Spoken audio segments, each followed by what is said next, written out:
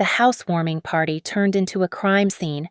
I tumbled from the 7th step, my mother's hands still gripping the railing above.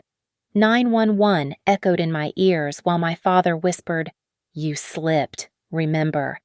But the smart doorbell had seen everything. $250,000 for a condo and a lesson worth more family can be thieves wearing masks of love. My name is Avery Blake, and I'm 32 years old.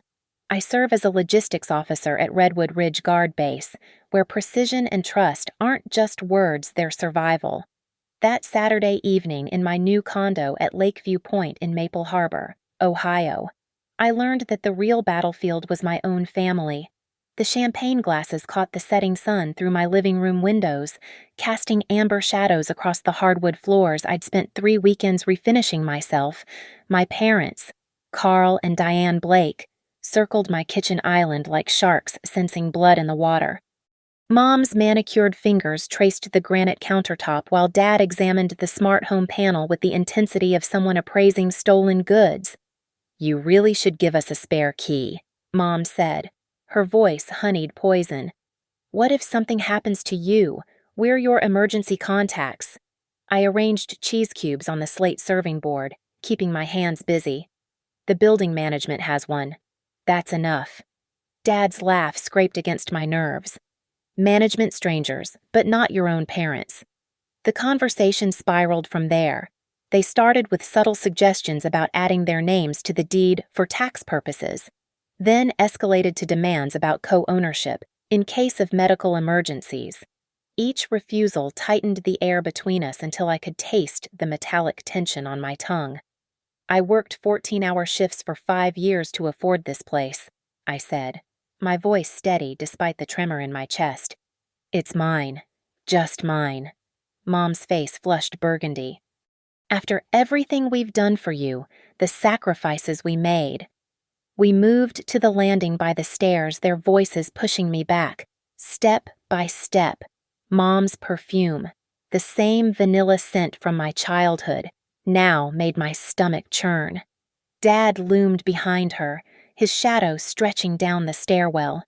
"You're being selfish," Mom hissed, her hand shooting out to grab my wrist. "Ungrateful little—" I yanked away, but her other hand shoved hard against my shoulder. The world tilted. My heel caught the edge of the 7th step, and gravity took over. The fall happened in fragments, the ceiling spinning overhead, my elbow cracking against wood, my ribs compressing as I rolled. The last thing I heard before my head struck the bottom step was Mom's sharp intake of breath and Dad's immediate command, "Blame the railing." The EMTs arrived at 8:47 p.m., according to the report I'd later request. Mild concussion, sprained wrist, bruised ribs. My parents stood unified in their story. I'd been showing them the house. Got excited. Turned too quickly in my heels. Tragic accident. They even shed convincing tears. But technology is a silent witness. My smart doorbell, the one Dad had mocked as paranoid, had captured everything. The audio was crystal clear. Mom's snarl, the impact, Dad's calculated response. The video showed their faces in the moments after, not shocked but scheming, already constructing their lie. That camera, $100 investment in security, would become worth more than the $250,000 condo it protected, because that night, bleeding on my own stairs while my parents perfected their alibi, I made a decision. The fall was where everything changed. The bruises would fade, but the crack in our relationship had split wide open, revealing the rot beneath. They thought they'd pushed me down and I'd stay there, compliant and broken. They were wrong. The pattern started when I was 7. Dad needed just a small loan from my birthday money jar, $23 that seemed like a fortune then. He never paid it back. By high school, they'd graduated to bigger schemes opening credit cards in my name for building your credit score, then maxing them out on home renovations. I spent my freshman year of college working 3 jobs to pay off debt I never created. The worst came during my senior year. I'd saved $12,000 working overnight shifts at a warehouse, money earmarked for graduate school. Mom convinced me to let them invest it safely in a sure-thing real estate flip. 6 months later, the money vanished into a failed scheme involving a condemned property they'd never actually visited. Their apology came wrapped in guilt. "We were just trying to help you grow your wealth. Don't you trust your own parents?"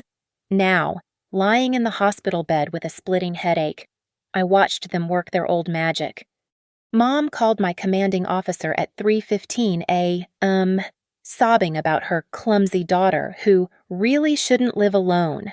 Dad contacted my bank the next morning, claiming to be verifying my account security as my emergency contact. What he really wanted was to check my balance and see how much equity I had in the condo. The texts started while I was still concussed. Mom suggested adding them to the deed would really help with estate planning. Dad forwarded articles about the dangers of single women living alone, each one annotated with his concerns about my vulnerable situation. They tag-teamed me with coordinated precision, like they'd rehearsed this performance for years. Maybe they had. I discovered Dad's latest move when Wells Fargo called me directly. He'd attempted to add himself as an authorized user on my mortgage account, claiming I was mentally incapacitated after the fall. The representative's voice was carefully neutral as she explained that without power of attorney, his request was denied. But the damage was done. Now my account was flagged for potential fraud. Mom's approach was more insidious. She called the HOA president, Margaret Fielding, expressing deep concerns about my mental state. "She's been so forgetful lately," Mom lied smoothly. "And now this accident. We're worried she can't handle the responsibility of home ownership." I learned about that conversation from my neighbor, Mr. Alvarez, who served on the HOA board. He knocked on my door a week after the fall. His weathered face creased with concern. "Your mother seems very worried about you," he said carefully. "But I told Margaret I heard arguing before you fell. These walls, they're not so thick." The condo represented everything they couldn't control. Every month I paid the mortgage was a month I wasn't paying their bills. Every upgrade I made, the smart locks, the security system, the doorbell camera, was infrastructure they couldn't penetrate. This place was my first real boundary, and they were desperate to demolish it. 2 weeks after the fall, I found an email Mom had sent to herself from my phone while I was sedated in the hospital. She'd drafted a message about being overwhelmed by home ownership and needing family support. She never sent it, but she kept it as a template, waiting for the right moment to deploy it as evidence of my instability. The $250,000 I'd paid for this condo wasn't just money, it was freedom. And my parents saw that freedom as theft, as resources that belonged in their pockets, under their control. Every door that locked them out was a personal insult. Every financial decision I made independently was an act of war. The gaslighting intensified 3 weeks after the fall. Mom started calling relatives, painting me as unstable, reckless with money, possibly drinking too much. "We're just so worried," she'd sigh into the phone, loud enough for me to hear during my forced recovery visits. First, she buys this expensive condo she can't afford. Then she falls down the stairs. We think she needs help. Dad's campaign targeted the HOA directly. He attended a board meeting as a concerned parent, suggesting they implement wellness checks for residents who'd had recent accidents. He showed them photos of my bruised face, photos he'd taken while I was unconscious in the hospital as evidence of my deteriorating condition. Margaret Fielding, the HOA president, actually called to ask if I needed social services intervention. Then came the paper trap. "Sweetheart, we need you to sign these insurance forms," Mom said, arriving unannounced at 7:30 p.m. on a Thursday. She carried a manila folder thick with documents, her smile practiced and false. "After your accident, we want to make sure you're fully covered." I was still recovering, my wrist in a brace, fighting headaches that pulsed behind my eyes. But I wasn't stupid. I asked to review the papers first. "Oh, honey, it's just standard medical coverage updates," Dad said, trying to guide my hand to the signature line. "The notary is coming at 8. We already paid her travel fee." The urgency made my skin crawl. I flipped through the stack, And there it was, buried between legitimate insurance forms, a quitclaim deed transfer. The document would add their names to my condo's title, giving them equal ownership. The signature lines were strategically placed to align with the insurance papers above and below. "This is a property transfer," I said, my voice sharp despite the exhaustion. Mom's face cycled through emotions: surprise, hurt, then rage. "We're trying to protect your investment. What if something happens to you? The state would take everything." "That's not how inheritance works, and you know it." The notary arrived, a nervous woman named Linda who seemed uncomfortable from the moment she entered. When I refused to sign the quitclaim deed, Mom's mask slipped completely. "Sign it," she hissed. "After everything we've sacrificed." "No." Dad tried another angle, contacting my mortgage lender directly. He claimed I'd falsified my income on the loan application, demanding they investigate. The bank launched a review that frozen my automatic payments and triggered a credit alert. I spent hours on the phone with their fraud department, providing pay stubs, tax returns, deployment records proving my income was legitimate while my father actively tried to destroy my financial standing. The metadata told its own story. When I examined the PDF of the quitclaim deed Mom had tried to slip past me, the document properties revealed it had been modified 17 times over 2 weeks. They'd experimented with different formatting, trying to make it look identical to standard insurance forms. The notary, Linda, turned out to be Mom's hairdresser's assistant, bribed with $200 to pretend she had a commission. Mr. Alvarez became an unexpected ally. He'd installed a Ring camera after a package theft, and it had captured my parents' visit the night before my fall. The footage showed them trying my door handle at 243 Ma'am, testing windows. Dad taking photos of my lock system. They'd been casing my own home like burglars. "I don't like to interfere," Mr. Alvarez said, showing me the footage on his phone. "But what they're doing, this isn't right. Parents shouldn't act like this." The email trails were damning. Mom had created a fake email address similar to mine, Avery Blake, instead of Avery Blake, and had been corresponding with a property lawyer about options for distressed transfer and mental incapacity claims. She'd even researched conservatorship laws in Ohio, bookmarking articles about taking control of an adult child's assets. Every document they touched became evidence. Every lie they told created a witness. They were so focused on stealing my home, they didn't notice they were building my case.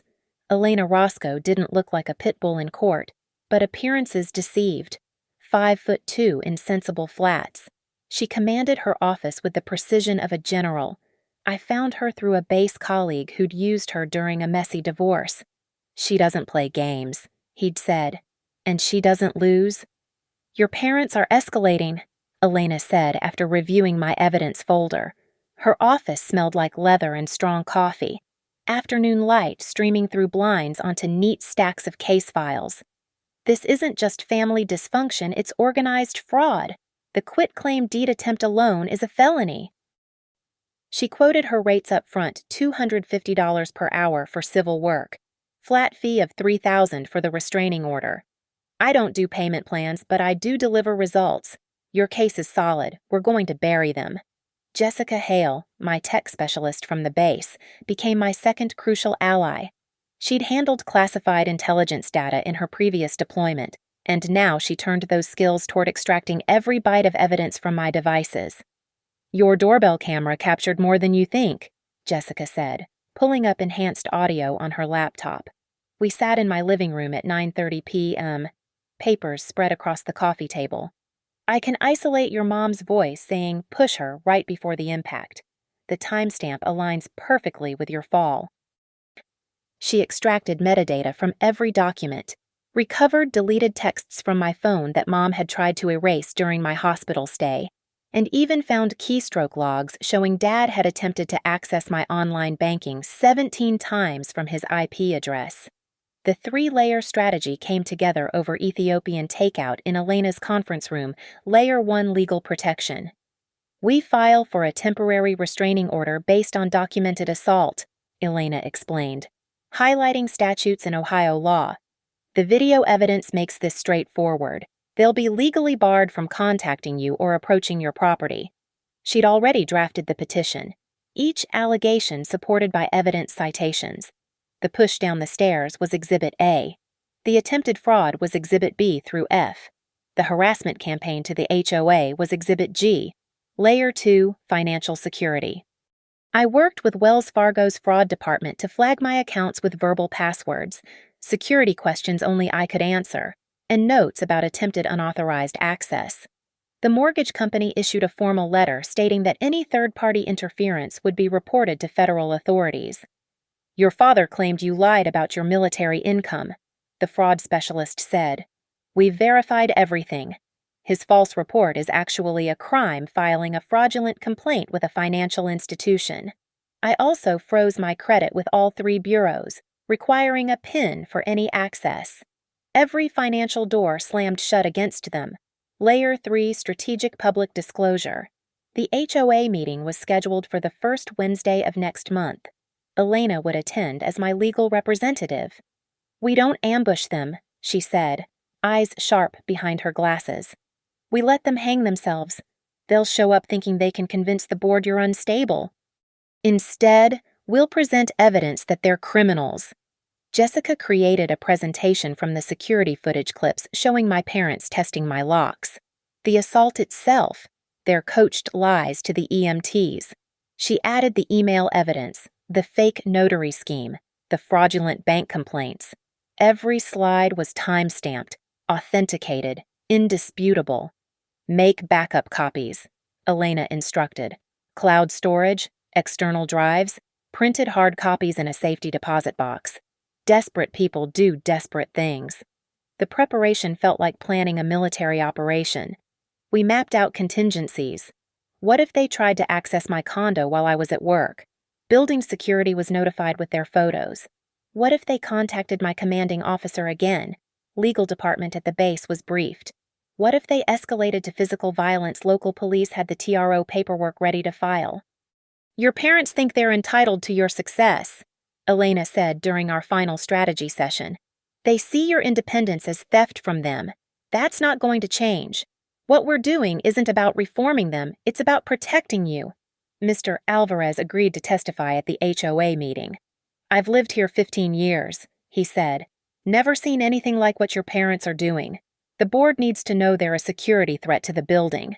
We had 14 days until the meeting, 14 days to perfect our counterstrike. My parents thought they were hunting me, but they'd already walked into the trap.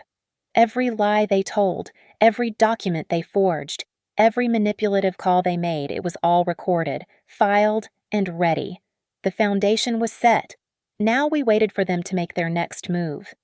"Just come over Saturday afternoon," I texted Mom, my fingers steady despite my racing pulse. "We should talk about the insurance paperwork." Elena sat across from me in her office, reviewing our setup. Officer Daniel Morrison from Maple Harbor PD would be parked outside, ready to respond. Elena herself would be in her car with a direct audio feed from my phone. Everything legal. Everything by the book. Ohio's one-party consent law meant I could record my own conversations. Saturday arrived gray and humid. I positioned my phone on the kitchen counter. Camera angle capturing the living room. A second recorder sat in my pocket. Jessica had helped me set up automatic cloud uploading. Every second would be preserved instantly. Untouchable. They arrived at 2:17 p.m. Mom carrying another manila folder. Dad wearing his salesman smile. The smell of Mom's vanilla perfume mixed with Dad's cologne, creating a nauseating sweetness that made me grip the counter for stability. "So you've come to your senses," Mom said, setting the folder down with practiced authority. "I knew you'd realize we're just trying to help." "Tell me exactly what you want," I said, keeping my voice neutral. Dad's eyes lit up. "Simple. Add us to the deed as co-owners. We'll handle the rental potential, you know. Rent out the second bedroom. Maybe do some Airbnb. The income would really help with your mortgage. And you'd take what percentage of this rental income? 60-40, Mom said smoothly. 60 for us, since we'll manage everything. You just live here and collect your 40%. The greed was breathtaking. They wanted majority profits from a property they hadn't paid a cent toward. The bank might have questions, I said, baiting the hook. Dad laughed, the sound sharp in my kitchen.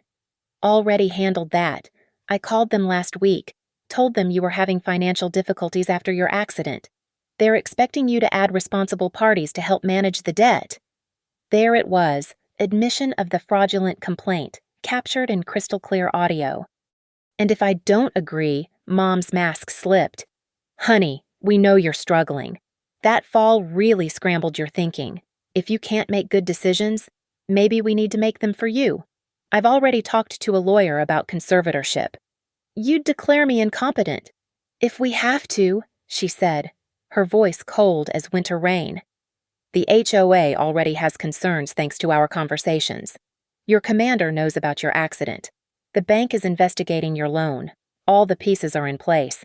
Avery, work with us, or we'll work around you. My pocket buzzed Elena's signal that we had enough, but Mom's phone, face up on the counter, showed a new email notification. The preview was damning. Re-notary services for property transfer. Confirmation for Monday. Who's the notary for Monday? I asked, moving slightly so the kitchen camera could capture her screen. Mom grabbed her phone, but not before I saw the full header. Just someone more reliable than last time, she said. Someone who understands family situations. You mean someone willing to notarize a forged signature? Dad stepped forward. His size meant to intimidate. Careful, Avery. Accidents happen. You already fell once. The threat hung in the air like smoke. My hand moved to my pocket, feeling the recorder's solid weight. Is that a threat? It's a reminder, he said, his voice low. You're alone here. No husband, no kids. Just you in this big condo. Anything could happen. Another fall, a break-in, a gas leak. The world's dangerous for a single woman. Mom pulled out her phone again, showing me a drafted email. Look, I've already written to your commanding officer about your mental state. One click and your career gets a review. Is this place worth losing everything? I leaned forward, using the movement to adjust my phone's angle, capturing the email draft perfectly in the reflection of the microwave door. The subject line read, Urgent concerns about Blake's mental fitness for duty. You're blackmailing me. We're your parents, Mom said, as if that justified everything. We deserve respect. We deserve a return on our investment in raising you. Your investment? Dad's face reddened. 22 years of housing, feeding, clothing you, private school tuition, college textbooks. You owe us at least $300,000 by my calculation. The delusion was staggering. They'd invented a debt from parenting, itemized their legal obligations as loans. I need time to think, I said. The script Elena and I had practiced. Monday, Mom said firmly. The notary comes Monday at 10 a.m. Be ready to sign, or that email goes out, and we start conservatorship proceedings. They left at 3:41 p.m., confident in their victory. I waited until their car turned the corner, then texted Elena a single word, perfect. The cloud already held everything their admission of fraud, extortion, threats of false reporting, and now conspiracy to forge documents. The notary scheme for Monday was the cherry on top, showing premeditation and ongoing criminal intent. Elena called immediately. That threat about accidents. That's criminal intimidation. Officer Morrison heard everything. We're upgrading from a restraining order to criminal charges. Sunday night, I assembled the evidence packages with military precision. 3 identical sets, one for the HOA board, one for the police, one for the bank. Each contained USB drives with the video files, printed transcripts with highlighted sections, and Elena's legal summary connecting each piece of evidence to specific crimes. The HOA package went to Margaret Fielding via certified mail Monday morning. Elena hand-delivered it to ensure receipt, along with a formal complaint filed under the association's Resident Safety and Security bylaws.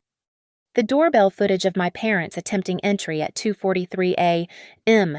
violated multiple building policies. Their harassment campaign against me created what Elena termed a hostile living environment for a resident in good standing. Margaret called me within 2 hours. "This is substantial," she said, her voice shaken.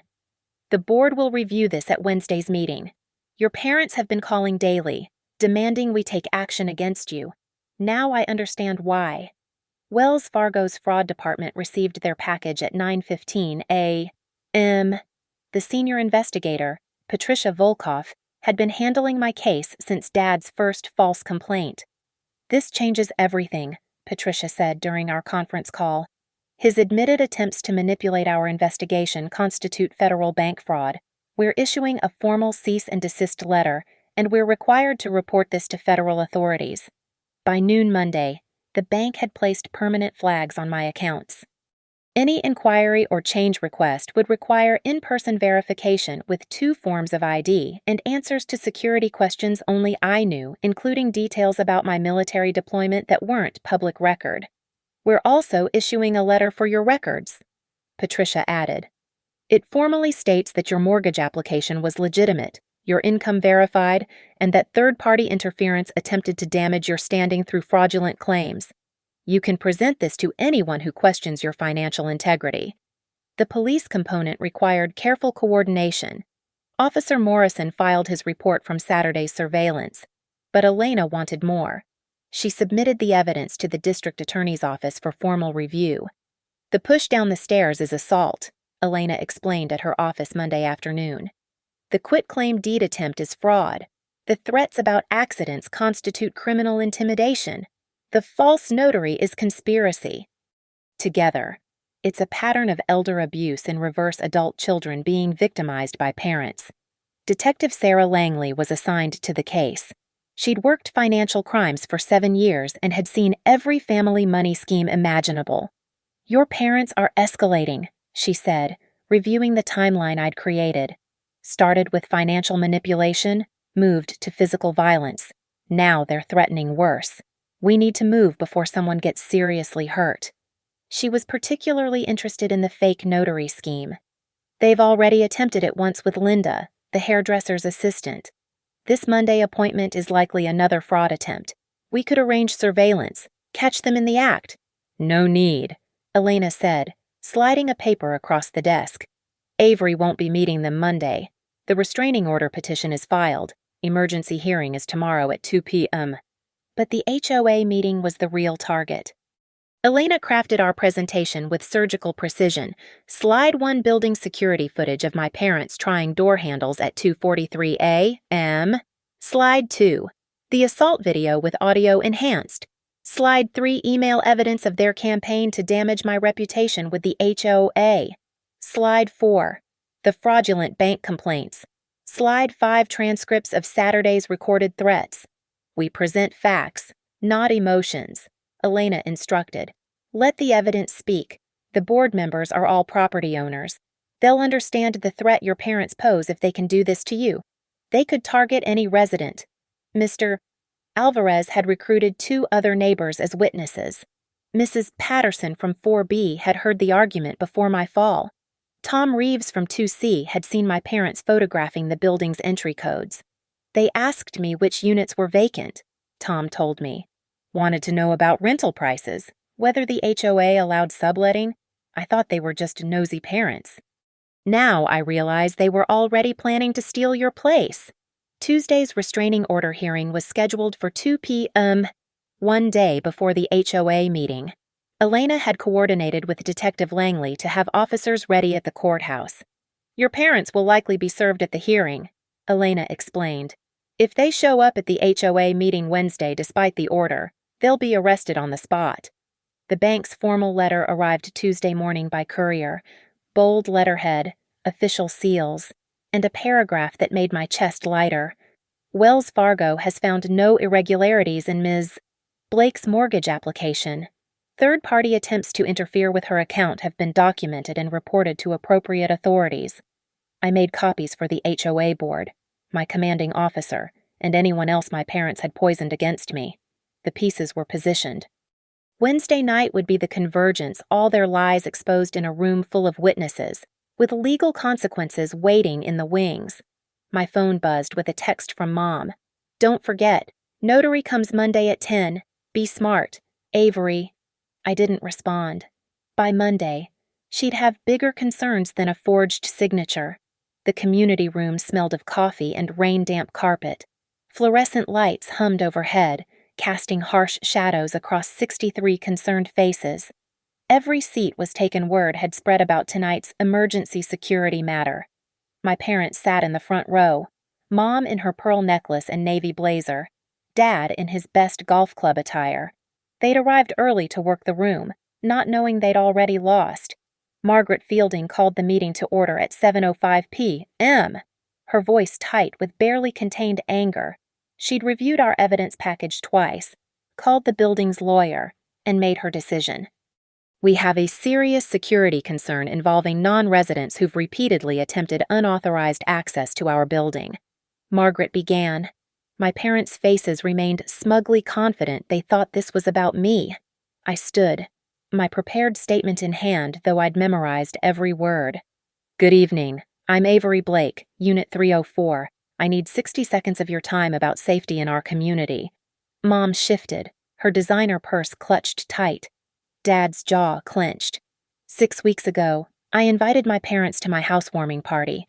That night ended with me in the emergency room. I kept my voice steady, professional. What happened wasn't an accident. Margaret clicked the remote. The screen filled with doorbell footage the landing, Mom's hands shoving, my body tumbling. The audio was crystal clear. You're being selfish. Then the impact. Then Dad's voice. Blame the railing. The room went cemetery quiet. That's taken out of context. Dad stood, his face flushing purple. Avery has been unstable since. Please sit down. Mr. Blake, Margaret said coldly. You'll have your opportunity to respond. The next clip played 2:43 a.m. footage of them trying door handles, testing windows. Tom Reeves audibly gasped. That's them. They asked me about vacant units that same day. Elena stood, her legal presence commanding despite her small stature. I represent Ms. Blake in multiple criminal and civil actions against Carl and Diane Blake. She passed copies of Wells Fargo's letter to board members. They filed fraudulent complaints attempting to damage her mortgage. They attempted to forge property documents. They've made threats of additional violence. The audio from Saturday's confrontation filled the room. Accidents happen. You already fell once. Mrs. Patterson from 4B stood up. I heard that fight. They were screaming at her about money before she fell. I almost called 911 but thought it was family business. I should have called.